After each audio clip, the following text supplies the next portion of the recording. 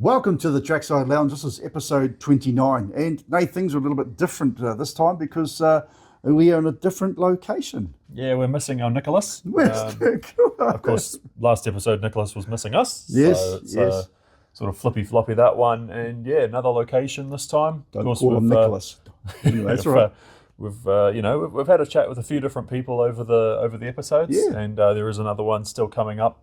You'll see a bit more about that later. We've probably already spoiled it in the thumbnail anyway. Pretty much, yeah. But hey, really cool with Graham Stantry to that last episode 28, which, man, some stuff I didn't know about the guy. He used to ride motorbikes for crying out loud. So who would have thought? So here we are. Plenty to talk about. It's been a week or two between drinks, and obviously Nik is still part of Trackside Lounge. So don't fret for a second that where's Nik Brown gone, and da-da-da-da-da. Busy little man. He is well in demand at the moment. As it's really quite a busy time. Everyone's starting to get busy, and we will be seeing the good Mr. Brown not too far down the track. But in the meantime, plenty have happened behind the scenes. Is it me, or is Supercars a bit of a yawn? Because I haven't heard jack about it. I think Supercars are trying to recycle a whole lot of information. They're just trying to copy NASCAR on everything now. I see they're even looking at talking about some overtime procedures, which are all NASCAR based, which is funny because how are you going to do overtime and be time certain? Yeah. That's a double. You're trying to do the opposites there, but hey, look.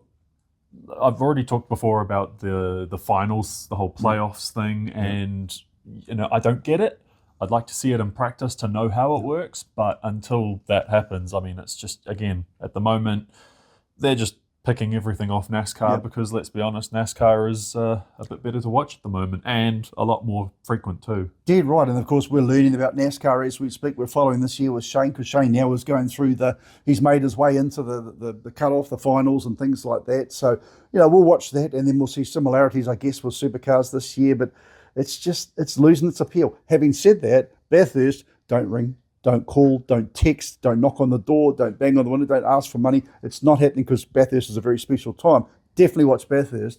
But speaking of Bathurst too, they're opening the entries for the 12-hour, which is going to be a big one. They're really looking like they're going to be a little bit more inclusive in some of the cars. So really keen to see how that's going to play. Yeah, well, how many did they have this year? I think it was 22, 23 or something? 22, yes. It was sort of low to mid-20s. A far cry from, some of the bigger turnouts previous. It just hasn't quite recovered since COVID, has it? No. Ever since the whole lockdown and obviously global logistics. And there's also the whole talk of having so many high-profile events in such a short space of time. You got Daytona, you got Bathurst, you got one other one that I can't think of at the moment, but you got all these real high-profile events. And so for the teams that are fronting cars in all these different places around the world, they're sending their car to America, Australia, globally. Yeah. Big effort, isn't it? Big effort. Yeah. So especially with Australia being sort of a bit more isolated than the rest of them, if you're going to cut one out of your racing program, it's going to be Bathurst, isn't it? So no, look, a bit more inclusive. That should mean a nicer field. It's pretty cool working around some exhaust pipes of a lot of horsepower. We'll talk about what's behind us in the very, very soon. But plenty of other interesting motorsport news, of course. Liam Lawson just recently finished the Italian Grand Prix, and now they're having a little bit of a couple of week break, I think it is. They've just come back from their summer off, so they had a month or so. Yeah, Dutch, the Zandvoort, they were racing after the summer break. Lawson did really well there. Yes. And then, Monza, just not quite the same. No. But, I mean, to be fair, Hadjar didn't have a great one either. So it's, just not a great day for the RBs. No. A worse day for... Great for Max, though. Yeah, absolutely. Great for Max. He's back Wins on winning form. And, I mean, to be fair. Yeah. And then, of course, McLaren playing a bit of the Norris bias, which, I mean... Yeah. Anyway, we won't go too far into that one. That'll be a whole episode in itself. Also, like you say, Bathurst coming up too. Yes. You see the thing about Mr. Angus Fogg. Yes, so Angus has been restricted. Well, all the Kiwis have been restricted, and we parity, that P word again. I get it, and I mean, to be fair though, it's not the first time that they've Tried to slow the in, Kiwis down. well, it's not the first time they've brought in. I mean, there was that Skyline a few years ago that did like 320 odd plus down Conrod. 200 mile an hour genuine And car. to be fair, that was an Aussie, and they still said, they slapped him on the wrist and said, "Don't do that." So, And the worst part was they used safety as the reason for slowing down because Angus had the accident. It was not just because of Angus, but because he had that accident across the Skyline and everything. The wheel studs shared. I mean, it's a metal fatigue issue, and so it's too fast, it's too unsafe. We'll slow him down. He can only do 285 k's. The problem is he's going to do that very quickly, and it's not good for an engine to be on the limiter. you'll see. I think you'll see a few of the Kiwis on the limiter going down Conrod. Hey, look again. They can put speed restriction, and I think it's a diff limit. So it's not a hey, look, don't go faster than that. They are literally cannot go quicker than 285, 6, whatever it is. So that's cool. And Angus, so he's going to be there in the Mustang, and I see that Team Kiwi have just finished the Jason Richards tribute car. Yes, that was driving at Taupo, wasn't it? I was wondering. Now, I haven't asked DJ, and I probably should, before, because we don't know Angus. I mean, you can give us a ring if you want, but it's all good. Is Angus going to drive the car? I mean, his name is on the side of the car. He's going to be at Bathurst. It says Richards and it says Fogg, which is quite right, because in their first Bathurst with Team Kiwi, they actually had Jason Richards and Angus Fogg. And, of course, Foggy did some great donuts at Bookie back in the day as well, when he was pretty much in nappies. And so we'll see. I mean, would that be something to say it's fair? I mean, should Angus drive the car? It's cool. I mean, hey, look, even a demo run. I mean, I'd trust him with my car, sure. Look, hey, and obviously the TKR guys, they've put a lot of effort into that car, and it is looking very good. I'm pretty sure when it ran at Taupo, it was missing a few bits. Didn't have the spoiler, didn't have a few other bits and pieces. Incognito. Well, that's the thing, until they go and post it all over Facebook. But anyway, moving on. Yes, I'll drive it. Yeah, anyway, so I'm available, Dave. What else you wanna? So notes? The Ignite series. Ignite. So Hayden Paddon and Motorsport New Zealand teaming up for the Ignite series and getting the people out there on behind the wheel, and obviously young ones this is. So it's aimed to get the young ones. I've also seen some comments there on the Ignite site saying, "What about us geriatrics? We want to have a go at driving." But it's great for the young ones, and it's all about coming out and doing it on the track, not doing it on the road. I have dyslexia sometimes. I say the other way around. Don't go and do it on the road. Definitely do it on the track. And the Ignite from Motorsport New Zealand is absolutely I think it's a showstopper. And so we said, hey, Deb, Deb Day, because she's the Motorsport New Zealand president. And I said, Deb, hey, look, what's your comments on this? Because it's only just been released as we go to air. And she says, I'll send you through a statement. And so here it is.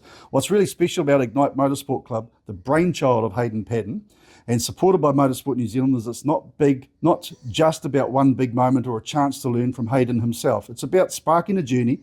Ignite gives young drivers that first safe and enjoyable taste of motorsport. But more importantly, it connects them with their local clubs, and that's what it's all about.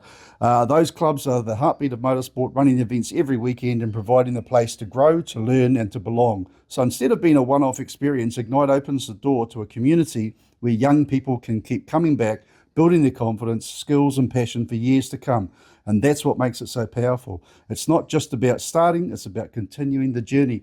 And you know what I thought about as soon as I read that article? I thought, Daihatsu Challenge boys, Yeah. Well, actually, we were at we were at Hampton over the weekend, weren't we? For it was just an Auckland Car Club meet. Whole bunch of classes. I think there were 4 or 5 classes. Probably more if you count. There was a few combines, like the muscle cars and the pre-2000s were lumped together and all that sort of thing. But I mean, what an atmosphere in the pits. Yeah. Right. I mean, like you say, the Daihatsu boys, and again, we love the Daihatsu guys. Have done for many years. They're just such an approachable bunch of guys. But and girls, I'm sure. And girls, yeah. But like, that's one group. Yeah. You had entire.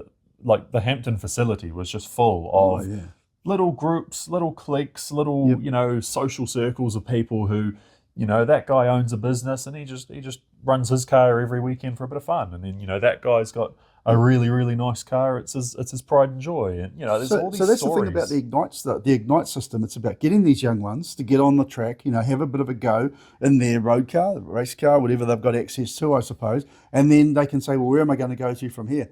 Daihatsu would be the way to go. The OK Cup would be the way to go. And the production guys would be the way to go. Then, of course, if you want to do endurance, well, where we're going to go. Of course, you go into the mega boys, you go the lemons, you go the limes, and then you go for the pros. So it's about first and foremost getting people onto the track. Stop being a muppet on the road. keep it clean, and stop it, because you're just going to kill yourself. But what do you get when you finish a race meet? You get lap times, and sometimes you get a certificate, sometimes you get a trophy. And that's what's way more important in a very, very, group of people that care about you. And you said about the click. When you become part of a club, when you become part of a group or organisation, you do click. And they're not a clicky group where they can't invite you in, because those Daihatsu guys, I felt like we walked into the tent. And I don't think it was just because we're Hooncorp, No. but we could have. Anyone could walk into that tent. Hey guys, tell me more about what's going on. And they had some huge. Tim they had the sign out the front. Yeah. Want to get into motorsport? Don't know where to start? Come and say Come good day. inside. Like you say, they had the barbecue, they had the chairs, they had. It would probably be. Well, they South African. Hit the braai. Pull up a seat. Here's a can of Coke, and just have a chat. So that's really the whole. That's half the thing of motorsport is it's approachable. Yeah. It's. I mean, Hooncorp. We've always been a believe. Motorsport shouldn't be elitist, Hooncorp, and it should be. sorry. I was going to ask about the shirt anyway. The shirt is because Nik Brown wears Western Springs all the time. I thought I'd wear my Waikaraka Park. Fair enough. Yeah, but that's the whole thing. Is that sort of preconception of motorsport being very, and maybe that's where sort of these top tier sports like Formula One sort of give people the wrong idea that it's I shouldn't share my facts with you and I shouldn't help you out. You're my rival, you're my enemy, or that sort of thing. But at least in the clubman level and the sort of that low to mid level of motorsports, it's actually quite the opposite. You've got guys that would lend you a jerry can of fuel, or they'd help you out with this, or they'd try and diagnose XYZ problem. It's it's a lot more approachable and friendly than sort of people looking from the outside might think. Yep. Jump on the Hooncorp site there, and if you look at the videos, you'll see the videos there, and they do actually talk about that. I can't remember the driver, but had a problem with his car and said, hey, look, and the guys were rallying around. They found this part, they found that part. He had a bit of an oopsie, and that happens in motorsport. Car was repaired, back on the track the next race meet. Happy day. So it's all about getting people onto the track safely and sensibly, and economically, budget-mindedly as well. And we've covered a whole lot of groups. Lastly, the Auckland Car Club race meet, the Ultimate Race Series was there. Didn't have a huge turnout of cars, but they did two particularly cool cars in the same pit, eh? Those are pretty cool. How cool were they? 570 SGT4 McLarens, and I mean, that's they were ultimate. Isn't that what the Ultimate Race Series came out to do? Was offer guys like that the chance to have a bit of a, And of course, our mate old Phil there at Prime Speed Sport, who happened to prep both the cars, or his team did. Yeah, 1-2. Yep. And even though they didn't allow us to go out for a couple of drives on that, that's still okay. And no, well, they would have mixed things up though. Yeah, that would have been really cool. Yeah. So on the subject of Hooncorp, of course, Hooncorp gets behind Hooncorp Esports, and some really big news on the Hooncorp Esports front. Yeah, literally just this morning when we filmed it, so probably a few days out from when this gets seen. But the recent round of the AUSNZ Series, which was the Camo Parts 4 hours at Kyalami, that is going to be broadcast on Sky TV very, very soon, probably in the next week or so. So that's pretty awesome. And that's been a long time coming. There's been an appetite to have sim racing on TV for quite a while now. And now it looks like it's happening. An hour's highlights package of a 4-hour race, Camo Parts up in Whangarei, up in Camo there. And so Brett said, now look, we got a special that ran for the 20th until the 20th of September. We said, hey Brett, we've got a bit of a problem. Around about that time is when this is actually in the air. Like, we're going to extend that now to the 30th of September. So, really, really smart from a cool sponsor there. And so he's got a special voucher. It's esports or voucher there. Mention that, and when you buy something online, or give them a call on the phone, and Camo Parts up there if you want anything for your road car, some bits and pieces for your race car, some special bits they've got there as well. Yep. Get in touch with Brett. And really, really cool too to have it going to air. And we don't know can't remember the name of the channel right now, but that'll all come out very, very soon. That's all. So. And again, literally, that's today fresh. So there's still a bit of hash out, but we've got 2 races left in the championship. We've got 6 hours at Spa, and then we've got 4 hours at Kota. And still looking for sponsors for those ones too. So as well as if you want to get behind the events and they're going to be on TV, get in touch with us. But and repeated as well. They're going to be 2 or 3 repeats after. Every channel has reruns. Yeah, absolutely. So not just a one-off wonder. There's going to be 4 hours of coverage, which is from the 4-hour race, but the 4 of the same 1-hour highlight packages. So obviously we've got to start talking about why we're here, who we're here to see, and what's going on. In the meantime, they're wrapping up the New Zealand motorsport and the racing around the world. I mean, the IndyCar guys have been out there and done what they're doing. Obviously, Liam with his Formula 1 car there, just sort of bumping, scraping in the last one though. A bit of a Little touch bit. there with him and Yuki, so not really too happy about that. Just a little. Gravel season's happening big time there, so we'll have a bit more on that next week about how the rallies have been going, and there's a whole lot of little sprints in there as well. And of course, featuring the esports and the clubman's racing with the Auckland Car Club there. So really, really cool. Guys building cars at the moment too. A lot of race cars being getting ready for Dirt the track summer season, season. yep, summer season, all that speedway, sort of thing too. circuit. So Prize giving this Saturday. the Saturday, Waiku. for Waiku, for the Waiku from the Forest Series. The Waiku Dirt Track does the Forest Series. They got prize giving, not probably about the time this is going to go to here, I would say. So, and that's a huge coverage in itself. So, really, really plenty happening around New Zealand and around the world. And again, we're looking for content. If you have bits and pieces you can throw to us that this character can put into a bit of footage here of the Trackside Lounge, happy days. And Nik is working behind the scenes as we speak. In fact, he was at Waikaraka Park a few days ago, and he said that he went down there and walked around. He said, won't believe the improvements on the facility. He reckons it's plenty to come. Quite a big. What was his words? The Metre and a half high. Stock cars will hate it, and Yep. the open wheelers will love it. Yeah, it's a real fast track, and it sounds silly to say that the stock cars won't like the real fast track, because I mean some of them are 500 plus horsepower. They want to go as fast as they can, but of course high speed and stock cars, they've got to be careful about how the speeds go. But he said it's a metre and a half high track area. Then they got the surface on top of that, new fencing. He said it really has been done well. They are a little bit behind, a couple of weeks behind, or 2 or 3 weeks behind. So they have extended the opening until November. But a real, credit to the contractors, considering the muck weather they've had to put up with and what's been done. And I'm not trying to blow smoke up anyone's bum. I think we can just about cross over now to Why a we're reason actually why here. we're here. So as we've mentioned, we're continuing our little tiki tour around some of the garages and places around New Zealand, and in particular, this isn't really a garage. This is more of a lab, and with every lab needs a mad scientist, and in this instance, again, you're not really a stranger to Hunkoop, but we've got this absolute character here, Glenn Hodges, the only man mad enough to give a Nissan March 1,000 horsepower. So that would be true, I think. Yeah, I don't think there's too many Marches out there with a 4-digit number on the dyno. So, look, we've seen the car around.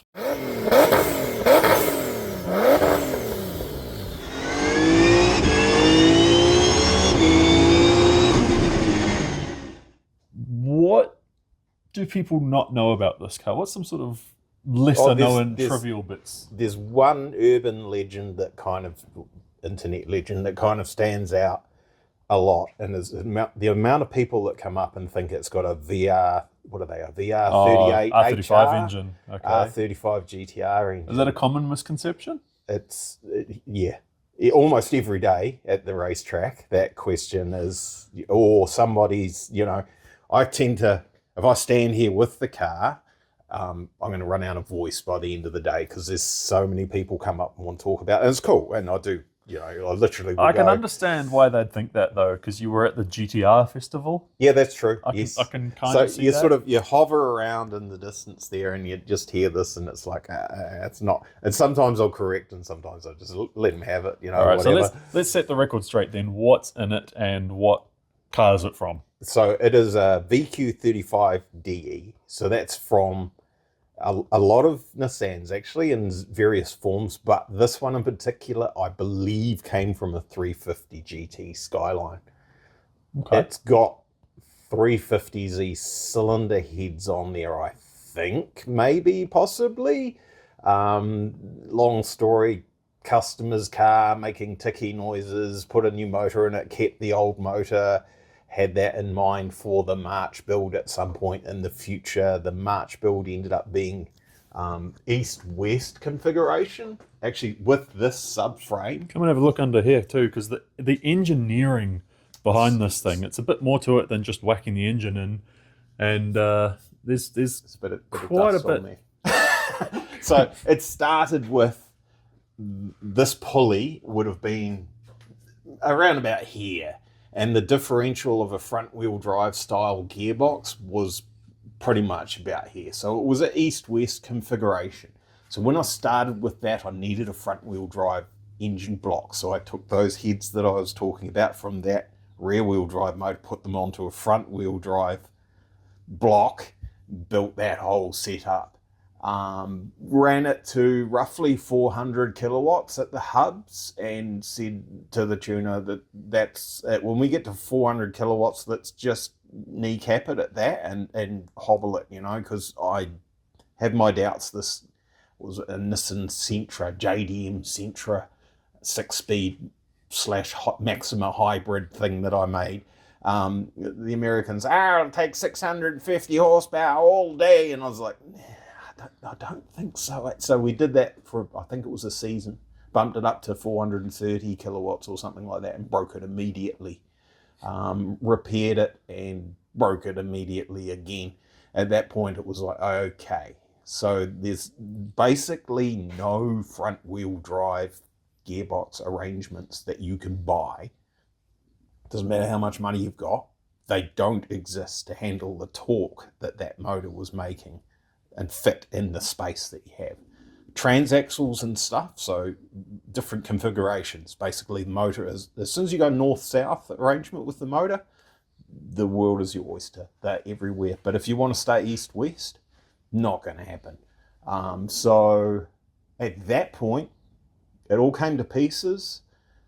Old mate Paul Radisich actually approached me immediately after I broke it the second time and said, it would be good if it was four-wheel drive. And I said, well, funny you should say that, because that's actually what's likely to happen with it. So this is where it ended up going to four-wheel drive and going to Leadfoot with Paul driving it the first time. We had a Nissan Navara two-wheel drive gearbox. That's what had everybody quite confused. A lot of people thought it was actually a four-wheel drive gearbox, but it was a two-wheel drive gearbox that came through to here.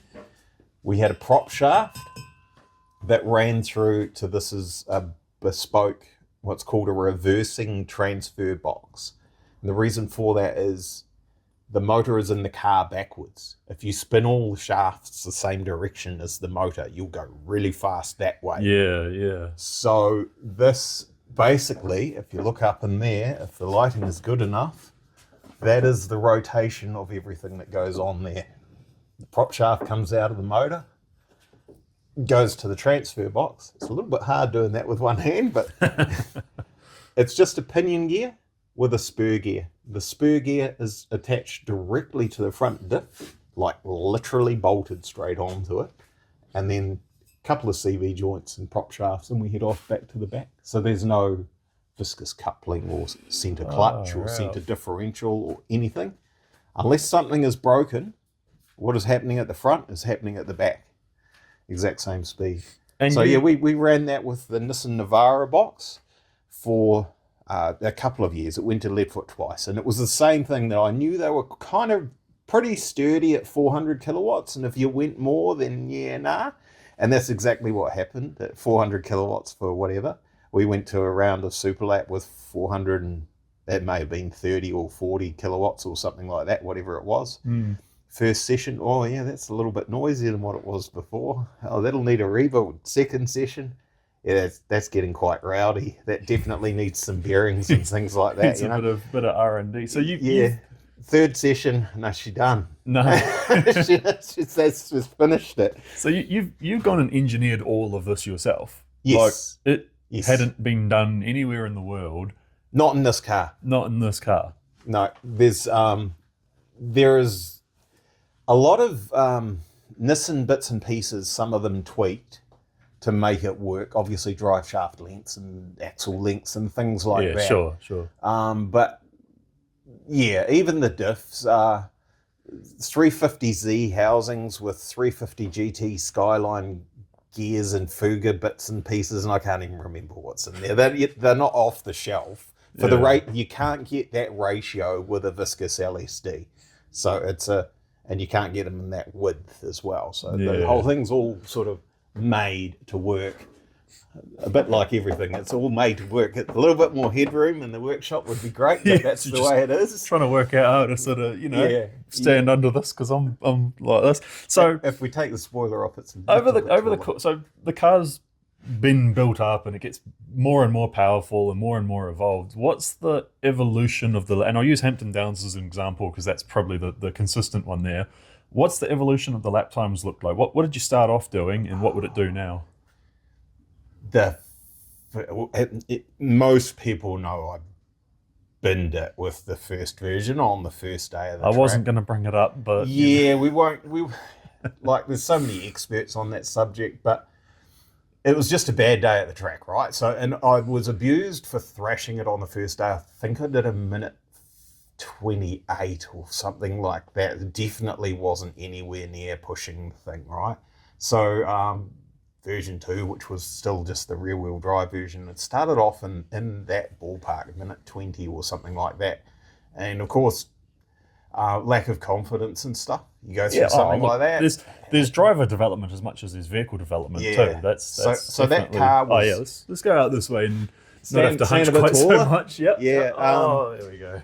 So that car with me behind the wheel was never ever at its full capacity, but it was 20s and things like that, you know. Which is still this one's done. I think on record officially via transponder 8.3, 108.3 something.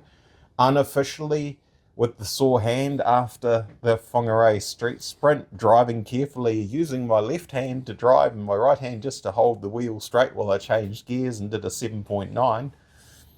So that's, you know, and everyone says it, but there's more in it. But of course there's all sorts of things. You've got to get all your ducks in a row. You might have a car. It may be worthy of a 106 something, but I've got to have a good night's sleep. The weather's got to be perfect. The tire pressure's got to be right. There's got to be nothing go wrong with the car. Wind giving no you a one nice else tail, dropping oil on the track on the day. Anything, you've got to get it all lined up, and then you'll get your. And then on the flip side, there's always an excuse. That corner was a bit Oh, mate, breezy, I've got heaps of those. No, look, that's awesome. That's awesome. Yeah, I mean, again, a lot of people have seen the car, but I don't think many people have seen under it quite to that extent. So it's just such a cool piece of engineering. And the fact that it's, we're not talking Nissan Motorsport or some like world headquarters in Japan with a team of boffins. It's comparatively, it's a Kiwi bloke in his garage. Yeah, there were a few lessons learned along the way. There are a few things where, right, this should work. I know we're getting to the extremities of the box for operation of that particular thing, but that should work. Big fireball on pit straight at Hampton Downs as a universal yoke exploded. The yoke actually opened up where the cup is. It split it open, threw the cup out, went out of balance. And okay. So that'll hold 400 kilowatts in the 300 ZX, but not in that. Slightly different angles, like just pushing the limits of what you could do, still within spec-ish, and then, okay. So now it's all CV joints. There's no universal, or Caden joints is the other term for them, right? So there's none of those in the car. And you just run through everything like that, this will work. And then eventually you go, well, okay, it worked at 400 kilowatts. We're at something like 660 kilowatts at the hubs or something now. Whatever 828 horsepower is, it's that. And still a bit more than the 110 that they came out with standard, the Marches. It is almost, it depends on which model you talk about, but it's basically 10 times the amount of power, and it's the same weight pretty much, and it's four-wheel drive. So that's another interesting argument online actually, is it four-wheel drive or is it all-wheel drive? FIA doesn't recognise all-wheel drive. There's only four-wheel drive. So the torque split would be 50-50, wouldn't it? It is, front and rear. 100%. Yeah. So, and then the thing that would make it technically all-wheel drive would be if it did have a differential or a clutch or a viscous coupling or whatever. That's true. Because it doesn't. A lot of people say, it's four-wheel drive, but it's not four-wheel drive in the sense of a Toyota Land Cruiser or anything like that, So it's like, Although you could chuck some rally tires on it. I mean, we took when we had a chat with Glenn and Whangarei, he did say the inspiration for this thing was Group B rally cars. Correct. Back in the 80s. If Group B was still around and there hadn't been all the terrible safety aversions. There were some small problems there and some large problems. What would Group B still look like if the cars were today? And I mean, I think you've pretty much got an answer there, to be fair. So anyway, we do have to carry on. We've got a few other little bits and pieces to talk about. But what a cool car. Well, that is a really cool little description of a 1,000 horsepower car. I know you're sort of 800s, 900, 1,000, but it's one thing I don't know about you, and there's a lot of things I don't know about you. Don't know you that much, to be fair, but I know of you. Is that where did this all start? What's the actual genesis of Glenn Hodges? I mean, I don't want to know about what day you were born and how heavy you were, but just general things. So what actually? Obviously, you're an engineer by trade. Yep. And then you got interested in cars, probably from the engineering side. Where did that all sort of go? Oh, look, Dad was he was a diesel mechanic, and he was working at what was called Kiwi Dairies Co-op in down Hawera down there. So he was spanners and stuff. He had a Holden Tirana SLR 5000 replica. Oh, okay. So it was a 6-cylinder one. Oh, unfortunately. Hey, but still, it would have been. Did he have 1,000 horsepower Nissan March? No. If he'd put that in the barn, and so to speak, and dragged it out now, it would have been even as a 6-cylinder. Yes. But anyway, so ironically, they bought, when I was, I believe, 10 years old, a CF Bedford van from a chap in New Plymouth. Right. And it, funnily enough, was actually also metallic blue. This one ended up being metallic blue. This was not metallic blue when I met my wife. So, Dad was, I just was interested in mechanical things right from the get-go. Technic Lego and breaking all my bloody toys. I think I pissed off my parents a few times. They gave me some, actually some quite expensive toys, back in the day. Anything with batteries and motors that moved around by itself.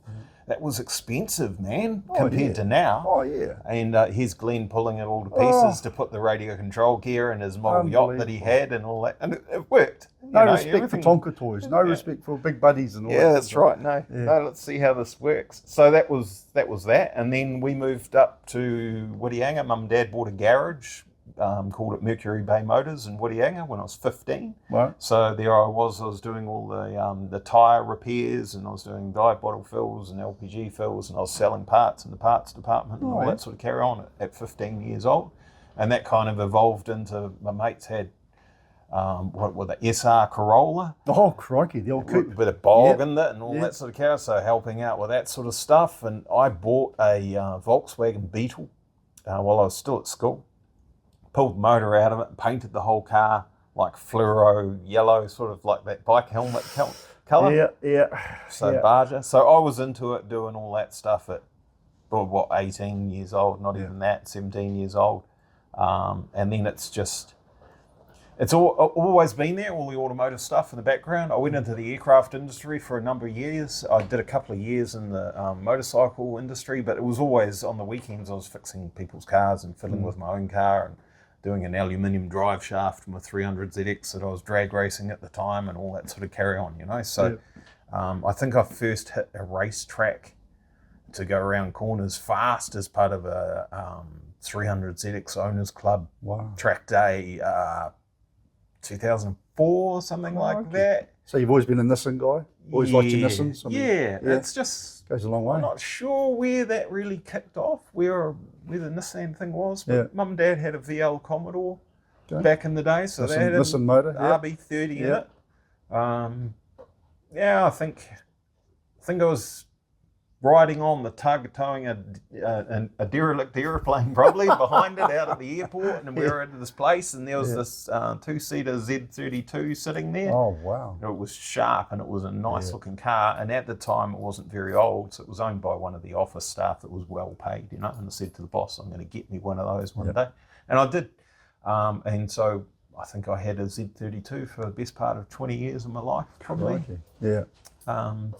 And did you do competition in the Z? Yeah, so I ran that in New Zealand Superlap Series and won the 2-wheel drive class with it. But here's the thing: if you're running a business, which it's kind of evolved into, and you, my thing is anyway, you need to stand out from the crowd a little bit. Absolutely. So you turn up with your hero car. No offense to everybody else who's got a hero car; they're cool, RX-7s and whatever. Evos and WRXs, they're all cool and they do a really good Teslas. Job. That's not even okay. All right, let's have a fight about just Teslas. Completely ruined that one. Yep, stuffed it. Teslas are not good yarn, and you just had to show that. There we go. But if you want to win, you need an EV. Always got to have an EV. If you want to have fun, then that's different, Yeah, right? that's right. Yeah. If you want to impress others, that's a different thing again. But anyway, so you turn up with your hero car, in my case it's 300 ZX, and you whack out a 1:14 around Hampton Downs, right? Something like that. And it may not have been that fast, but whatever. People don't care. They'll walk right past it in the pits because there's a dozen more hero cars there in the pits to see. You turn up with this mental monstrosity thing that I built. Yeah. And you could have a Ferrari sitting next to it, and there'll be 2-3 people looking at the Ferrari, 20 looking at the March. You know? So just before we lose track, though, because I'm very quick at losing track, we go 300Z. What else was in the frame before the March? Was it 300Z for many years, and then there's the Nissan? Oh, okay. So there's no other cars in between. So here's the thing that killed it with the 300ZX was sometimes with Superlap we go out, depending on schedules, we go out on the track in the morning, and then it might be like the top 10 shootout or whatever in the afternoon. And this particular day was a great day, right? So we went out, and it was very close for the points and everything like that. And it was basically, there was 3 of us. Whoever won was going to win the Street King, I think it was, overall. And we had hours to kill. So that's fine. Yeah. We were like, do we need the passenger wing mirror on the car? Kerry, does that have to be there? Doesn't have to. No. But what about the passenger seat? That can go. Yeah, that can go. Yeah. So here's these cars that are now worth a lot of money, and we're all tearing them to pieces. It's like gone in 60 seconds, gone. And taping up the panel gaps and everything. It was actually one of the most fun days at the racetrack ever, despite the prolonged delay. But what happens is when you go out and you're doing the top 10 shootout, you leave the pits, you come around, you go over the start-finish line full pace, you get to turn 1. You haven't seen it for 4 hours, 5 hours. What's turn 1 now? Yeah. It's so cold, it's slippery, it's fast, it's dry. What setup have you got? I changed wing angle. I made the car lighter. The track was different. So I come barreling up at, don't know, too fast. Braking. Every time I tried to turn, the back said, I'm going that way. So I'm like, I'm going to make it. Oh no, I'm going to end up right on top of the ripple strip, and this thing's just going to rotate, and then who knows? It could be upside down, whatever. So I made the conscious decision to go left of the ripple strip on the grass, and still did a 15, whatever it was. I don't know. But at that point, I decided this car actually needs a roll cage and a harness and everything else. We're doing in excess of 240 k's an hour in a car with just a lap and diagonal. And I was like, no, this is bad. So I went through the process of, if I do this, I need to do this, I need to do this. It ended up, it just exploded into, we're going to spend 20 grand. I've heard you go and talk in Nathan in detail about how the March evolved and how it started, and it's evolved since and everything in there. But I mean, the whole idea, there's so many other cars out there that you could have started with, and more normal platforms. Nothing else appealed. Why did the March appeal? Why would I build something that everybody else has built? Yeah, true. Sort of thing. And there's a big thing too, isn't there? There's a big thing. Sorry, just say this though. There's a big thing about a built car over a bought car. You talked about the Ferrari. I heard you talking to Nathan about the Ferrari. That's where I was going. Yeah. So that, basically everything you look at on that is not factory, you can't buy it. No. I've made it. Yes. So my game plan, whatever there is, my theory there is, you've got some money, you want a race car, you look at that and you go, if he can do all those things, that's actually a better demonstration than the guy that just went through the catalogue online and bought all the pieces and bolted it onto their car. So that's kind of where I'm going with that. It sort of works. Yeah. We do generally have enough work to keep us busy, unless we get way late on other things. Well, this is a cool project, but I just want to go back to the March. If, let's say, Bob Lots of Money turned up and said, hey, I'm buying that car, and Bob Lots of Money bought this car, and the car's gone, and I'm talking paid lots of money, what would you build after that? Is this something you'd say, no, not for any price, it's not for sale, and I want to do an extra 500 horsepower, whatever the case may be? Or are you going, I've reached where I wanted to reach with this car, but the next car would be... That car is probably just a continuous evolution, right? And I have thrown it out there that, hey, I've had a guts full of it and it's for sale a couple of times, but who's got the money for what it's really worth, you know? And then it's probably the incorrect term. It's probably a bit negative, but it's a liability, right? So you can't just take that to your local workshop and get them to work on Yeah. it, they're going to go, what is going on I'll take here? the South Auckland this and they'll just do a tune-up on it. What- Whatever, What the hell? Yeah. Why is this Yeah. like this? You know, I Absolutely. would do this differently. And so you're just going to end up with, it'd be a money pit. As far as whether I would pick something else, look, there's nothing really that tickles my fancy, except for maybe like the likes of Seika, or is it SLR or something? There's an American one that's just a bit nicer than the Seika. Those sorts of things. Yeah. Pretty awesome. Yeah. Terrifyingly fast though. If you go silly and put 1,000 horsepower, and I don't know, it's probably not worth making it four-wheel drive. You probably wouldn't get any advantages out of it. They're Just probably lots better. of aero to push the air down. Yeah.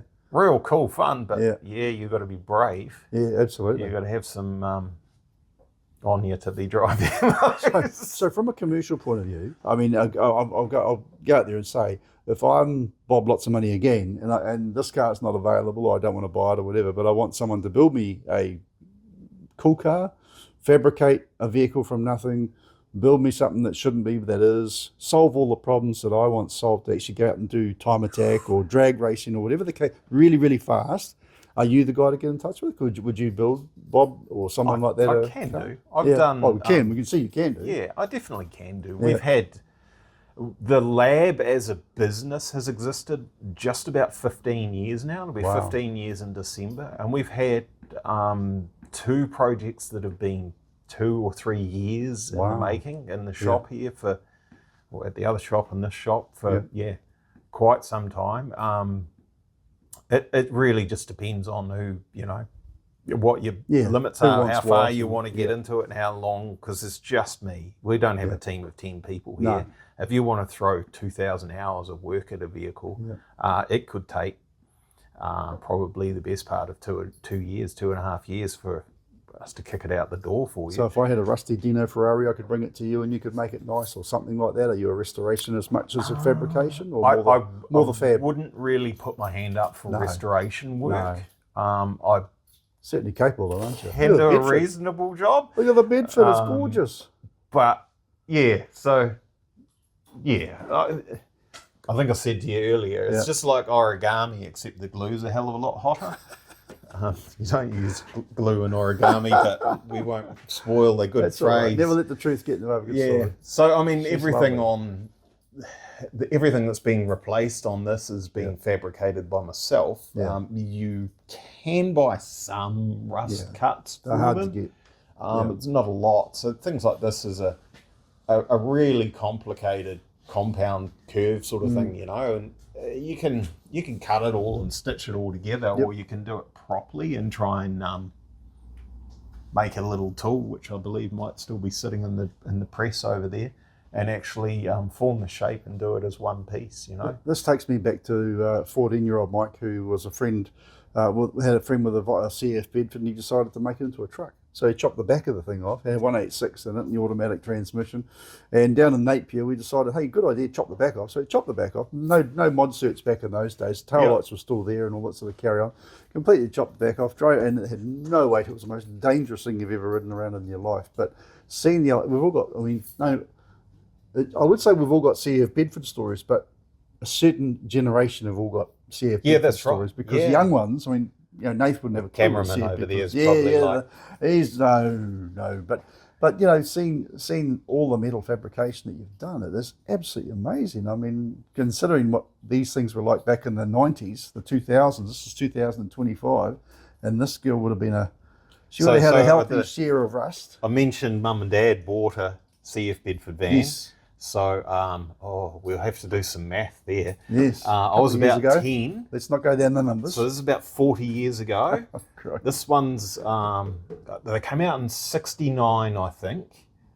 So it was a maximum of, even if it was a 69, it was at most 11 years old, I think it was, or something like that. Yeah. And so as we're driving this, or Dad's driving, as we're going home from New Plymouth to Hawa in the CF Bedford, and you go over a bump in the road, kadoosh, and rust would rain down from above the windscreen. It would rain and you get wet because so that was at 11 years old. Yeah. This old girl here, this is a 79. That makes it 3 years younger than me. Right. Giving away numbers here. It's 47, isn't it? Something like that. So this is actually doing all right for its age. It's had a hard life. It was supposed to be a family. There was a watch that was supposed to be the family heirloom. The watch got stolen, and the would have been my brother-in-law. He took the Bedford instead. So this is now a family heirloom. Right. Fantastic. The wife has said many times, I wish she'd had the watch. But this one, and it was used for our wedding vehicle for wifey, so we had it looking pretty cool then. Unfortunately, just the way life works, it's been outside. They don't like that. It's supposed to be living in here. So it needed some love. It got to the point where... And Nathan's just seen there, he's seen the V8, so it's got the V8 engine here. It was either save it or scrap it. Oh, don't scrap it. So we're saving that. So that, Granddad Bill put that in like 1980, whatever it was, 3, 4, whatever it was. Holden 253 with a 3-speed trans in there. It did originally have, what were they, a Strongberg or something, wasn't it? Oh, yes, they were a tiny little thing, So it's now got a Holly carburetor that would have been my brother-in-law. He put that on there. He put lumination in there. He put extractors on there and nice big exhaust system. It actually sounds really good. And right now, with no weight in it, does a good skid. There may be evidence of that somewhere on the floor there. In fact, I believe there is right there. We neither confirm or deny. Yeah, so it actually does that very, very easily. Of course, it won't right now. As I got into it, the more I got into it, the more stuff came out, and there's actually not a lot left here now. The only system that functions on this right now is the handbrake. No. There's no knobs, there's no buttons, there's no pedals, nothing you can push or interface with the vehicle other than the park brake. So you're an engineer. You built this fantastic weapon up here on the hoist. You're hard at work on the Heritage family Bedford. You're quite a talented little man. Sorry, that came out loud. I wasn't supposed to tell people that you are. What are we going to do next? What are we seeing you at? What's the plan? And I asked this to the Waiuku guys in the Rally Sprint series. I say, what's your Formula One? You're not a total old, guy. I mean, Kenny Smith's well into his 80s. You're only in your 50s. What's your Formula One? If money wasn't an object and you could do whatever, what would be the highest you'd want to reach in motorsport?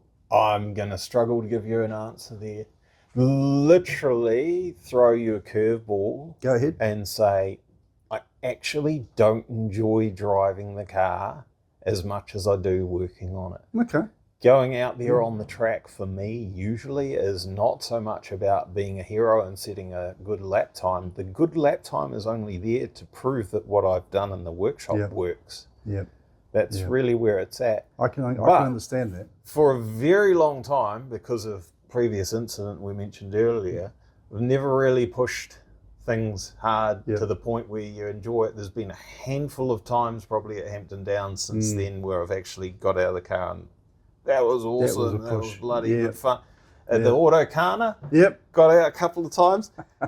Holy hell, I've actually got some adrenaline pumping in me. I'm actually feeling that little wee buzz that I haven't felt in years, man. And that was all first gear. That was first gear. First gear, maybe a bit of second here and there just for a chuckle. And I will point out too, and I've seen some of your videos, in that, watch this up here, he bent the chassis in the car because he wanted to do four-wheel skids, you mad buggy. You're trying to ring the lick on the nagels, and all of this rear end up here actually got bent, and you had to pull the old girl straight again. Yeah. If we swing the camera up to the right-hand chassis rail and look at it very carefully, you may see that that's not exactly horizontal, whereas it should be. It's not the subframe that's bent. So yeah, that was. I showed no mercy there.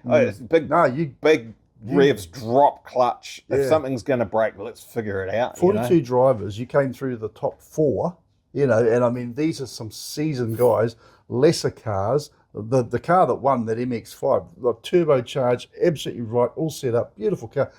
this thing was in the top 4 and so close to them. And of course, If I'd gone and I know. hammering Tom right from the get-go. and you're taking passengers and you're doing skids, and it was just So I did fantastic. say on the day, and I was wrong. I said wasn't one time I went out without a passenger. I think there was one. I think one, but Every other time was with a passenger, I and heard, it was I heard like from the last thing I want to do yeah.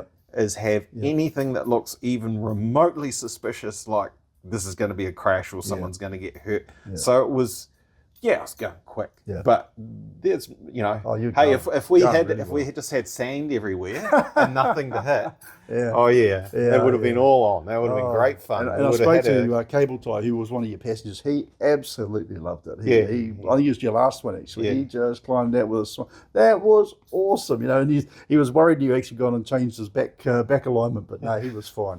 So Mate, that was one of the things going back, like wrecked the first car. Okay, we're building a new car, and that was 6 weeks before my daughter was born, Right. and we lost a good friend to leukemia 2 days before my daughter was born. man. So there was a lot going on in my world at the time, and it was like, well, if I'm rebuilding this car, it's got to be more than just a car that you just take to the track and take it for a drive. You got to do some cool things with it, or what are you doing, And this is why we've done things with like Super Lap, and we've organised charity things. People auction, get a ride with whoever, and multiple different cars at the lunch break, and So all they want that to go sort for of a ride with you. we had, it might be tucked behind there, we'll drag it out off camera. We had Steve Millen pedal that. Wow.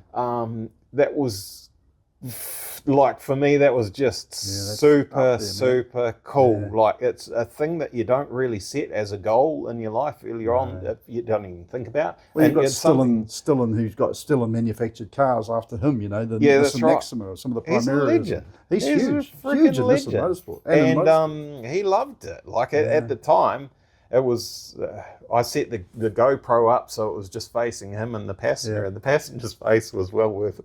But so we sent him out. He did a lap or two just out of prudency, so he knew what the car was, so that if anything went wrong, no one could say, hey, we didn't follow safety protocol or whatever. So then he gets in, he's got the passenger, and he's around the sweeper and the downs with the back end out sideways. Such a gun driver, And for me, that was awesome. And then Paul driving it at Leadfoot and all that sort of stuff. Like, I'm just beaming with a smile to see these legends pedaling the car that I've built, and they're loving it. They're thinking it's awesome. For me, that's actually way better than pedaling it myself. Yeah, I know what you mean. So, so that's chucking people in the seat and taking them for a ride. Hell yes, let's do that as much as we can do. But when you've got a top driver driving your car, I mean, that's not just an average nobody. It's a somebody. This is like Paul Radisich. So we've had Steve Millen. Yep. We've had Michael Pickens. Yep. We've had Paul Radisich. Yep. Oh, I'm going to struggle after that. That's about huge. it. I think huge. that's about it. I haven't driven it yet, but that's okay. I'll let you know. There's Matt Gibson, who's a pretty good peddler, who was the track manager for Hampton Downs. Unfortunately, I don't think he got a lap in because it decided that it was going to break the drive shaft yoke while he was pedaling it. So that was unfortunate. Yeah. Mate, we're going to wrap it up here at the lab where we are here at the lab. It doesn't matter where the lab is. That's your business, not ours. But no, we're in Hamilton. We're in Hamilton. In the mighty Waikato up the Mooloos. Look, I want to say thank you very much for inviting us down here. I don't think it's the last time we'll come and annoy you or have you on the program anyway. And of course, we'll be seeing you in September. With the silly hat. With a silly hat. So we'll be seeing you pretty much looking like that in a few weeks' time at Hampton Downs. But mate, it's been an absolute privilege and a pleasure, and the time has flown. We've probably gone longer than we should have, so sorry about that. But by the same token, not, because there's so much to talk about. We've got 2 lumps of metal. We've got a character here that a lot of people don't know much about you. They know more about that than you. The more they know about me, the worse it is. And I think there's a little bit of an insight now about what maketh the man, and this is pretty cool. You built it, you didn't buy it. Absolutely. Yeah, $530 car from Trade Me. Throw in, yes, there's some money, right? You can't get stuff for nothing. But throw in a whole heap of time and effort and development and motivation, perseverance. And that is definitely no one could argue that's definitely in the top 10% of race cars in New Zealand for pace. I think very easily, to be fair. There's not many 800, 900 or 1,000 horsepower cars. There's not many cars in that mark, mate. And this thing, like I said, you've built it, you haven't bought it. But I want to give you a fist pump because I won't shake your hand. You've got a bit of a sore wrist at the moment. Thank you so much, mate, for having us down here. And like I say, it's not the last time. Not from what you Not the last time. I didn't say that. Yeah. All right, cheers. Thanks very much, Glenn. Cool, no worries. Thank you. Cheers, everyone.